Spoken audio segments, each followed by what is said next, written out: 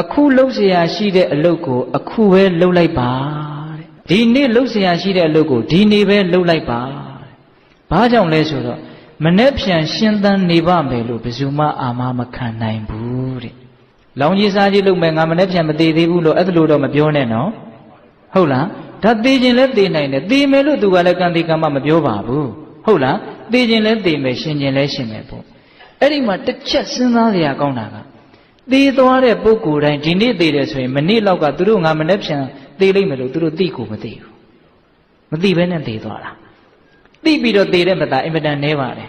ဟုတ်လားယောဂါတွေနှိမ့်ဆက်ပြီးတော့ငါတော့သိမြန်းသိမလားဒါတောင်မှတချို့သိလောက်သေးပါဘူးလို့ထင်ပြီးတော့သိသွားတာပဲ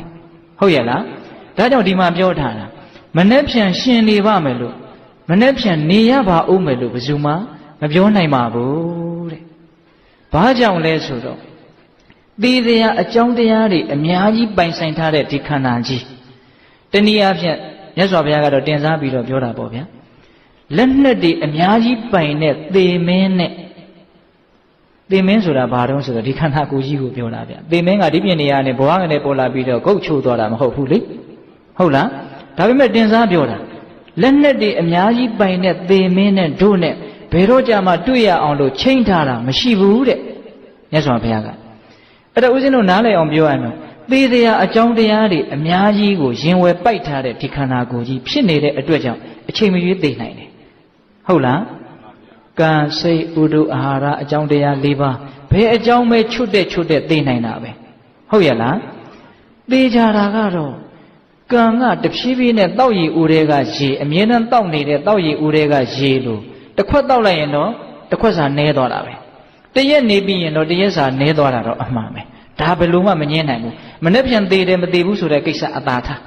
တရက်နေပြီးရင်တော့တရက်နေတရားကံနဲသွားပြီဆိုတာတော့သိကြတယ်အဲ့ဒါလို့နဲ့ခမည်းတော်ကျွတ်တို့ဟာတဖြည်းဖြည်းနဲ့ရှေ့တိုးစရာမရှိတော့ဘဲနဲ့ဂျောင်ပိတ်မိမှာပဲဗျဟင်ပြီးတော့ပြေးနေတာပဲပြေးရင်နဲ့ရှေ့ကဘာဖြစ်လဲနောက်တော့ပြေးမရတဲ့အခြေအနေရောက်သွားမှာပဲပြေးစရာမြေမရှိဟင်ဒါပေမဲ့အကြာကြီးနေရအောင်မလို့ထင်းနေတာလဲခက်တော့ခက်တယ်နော်အေးဒီမှာမြတ်စွာဘုရားဒါလေးကိုပြောတာဒါကြောင့်သေခြင်းတရားကိုနဲ့သဘောပေါက်ဖို့လိုတယ်ငယ်တယ်ကြီးတယ်မဟုတ်ဘူးဟုတ်လား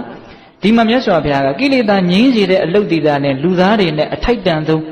အလျော်ကန်ဆုံးအလုတ်ပဲဘာကြောင့်လို့သာသနာနဲ့တွေ့တယ်ဉာဏ်ရှိတယ်လူဖြစ်တယ်ကျန်တဲ့အလုတ်တွေဆိုတာကတော့တိဋ္ဌာန်တွေလည်းလုံနေတာပဲလေသူတို့ဘဝယက်တည်ရေးအတွက်ကတော့ဘာမှသိကွာလာတာမဟုတ်ဘူးစာဝတ်နေရေးဆိုတာလူနဲ့တိဋ္ဌာန်နဲ့သိကွာတာမဟုတ်ဘူးလေ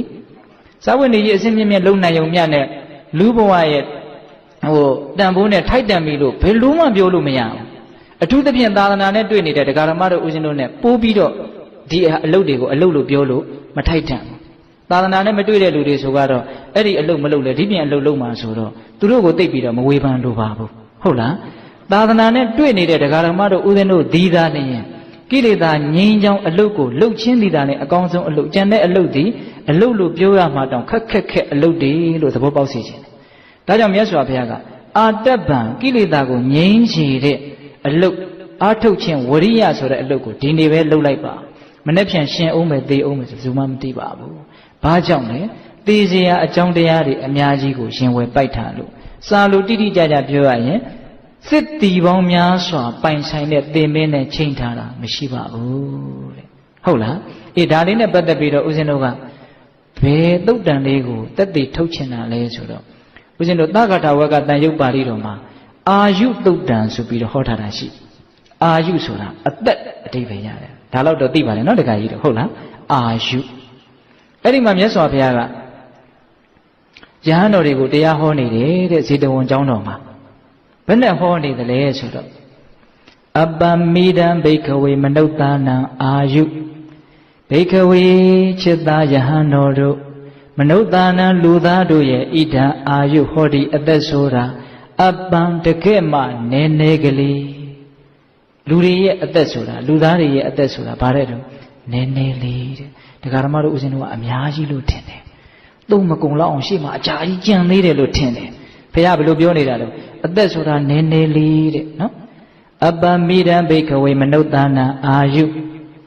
ဂမနိယောတံပရာယောတမလွန်ခရီးကိုတေချာပေါက်သွားရလိမ့်မယ်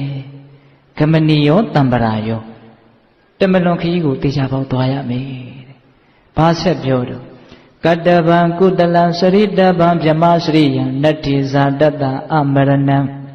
ကုတလံကောင်းတဲ့အမှုကိုကတ္တဗံပြုတိုက်ကုန်၏ဗြဟ္မစရိယံမြတ်တဲ့အကျင့်ကိုစရိတဗံနေကျင့်သုံးတိုက်ကုန်၏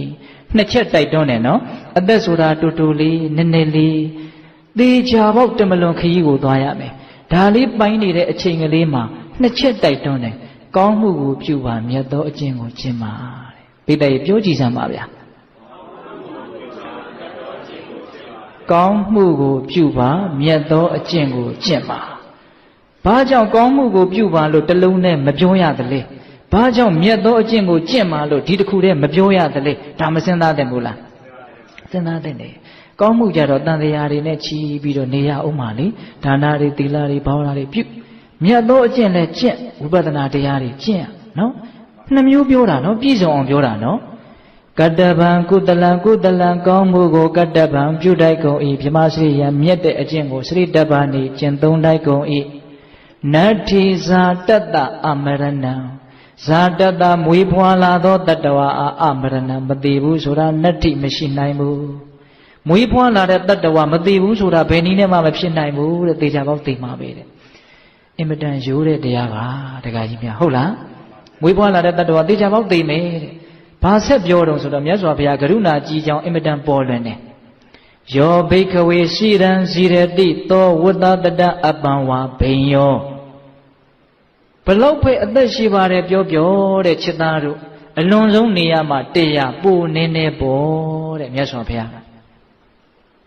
တခါကြီးဒီမိုင်များအလွန်ဆုံးနေရာမှာတရားပိုရင်နေနေပေါ်အဲ့ဒီရောက်တော့သေချာပေါက်သိမှာနော်ဒါကြောင့်ဘဝမှာတကယ်နေရတယ်ဆိုတဲ့အချိန်လေးကတကယ်နေနေလေး2စက္ကန့်တောင်တစ်ပြိုင်နဲ့မရဘူး1စက္ကန့်တောင်တစ်ပြိုင်နဲ့မရဘူးခုမီလီစက္ကန့်နဲ့ဟုတ်လားနော်အပြည့်ပြိုင်တဲ့လူတွေကြည်တယ်သိတယ်မဟုတ်လားတခါကြီးတို့နော်1စက္ကန့်ကိုအပိုင်းပေါင်းများစွာပိုင်းလို့ရတယ်နော်ဒီမှာကျမ်းဂန်နေတဲ့ကတော့အင်မတန်ခက်မိပါတယ်ဗျာပေးထားတာသောသောကဥစဉ်ပြောခဲ့တယ်ပုတ်ဆောက်ဖျားပေါ်မှာမုံညင်းစေတင်တာဘလောက်ကြအောင်နေမလားဘလောက်မှမကြဘူးလေဒီစတော်ဘုရားကြီးပေးတဲ့ဥပမာကိုလည်းကြုံတုံးပြောလိုက်ခြင်းသေးတယ်သူကဘာပြောတော့ဆိုတော့စာရွက်1000လောက်ရှိတဲ့စာအုပ်အထူကြီးနော်အဲ့ဒါကိုချပြီးတော့အင်မတန်ထက်တဲ့တန်ချောင်းတစ်ချောင်းစို့တစ်ချောင်းတင်ပြီးတော့10ပေါင်တူနဲ့ဒိုင်းဆိုထုချလိုက်ဒိုင်းဆိုတာနဲ့တခါတည်းပေါက်သွားတာပဲဒိုင်းဆိုပေါက်သွားအရွက်1000လုံးပေါက်သွားနော်အဲ့ဒီအရွက်1000ပေါက်တဲ့နေရာမှာပေးသက်တို့စဉ်းစားကြည့်အဲ့ဒီအရွက်1000ဟာတပြိုင်နက်တည်းပေါက်သွားတာလားဒကမာကြီးတွေတပြိုင်နက်တည်းပေါက်တာလားဒိုင်းဆိုပေါက်တော့ပေါက်သွားတာပဲနော်ဒါပေမဲ့တပြိုင်နက်တည်းပေါက်တာမဟုတ်တရွက်ပြီးမှတရွက်ပေါက်တာဘလောက်မြန်နော်တရွက်ပြီးမှတရွက်ပေါက်တာနော်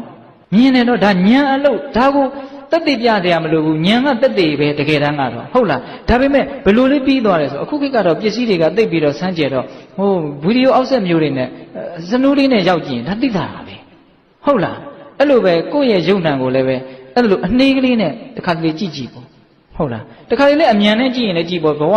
မွေးတယ်နေတယ်သေတယ်မြန်တာမှာကိုကျန်တာဘာမှပြောမနေနဲ့ဟုတ်လား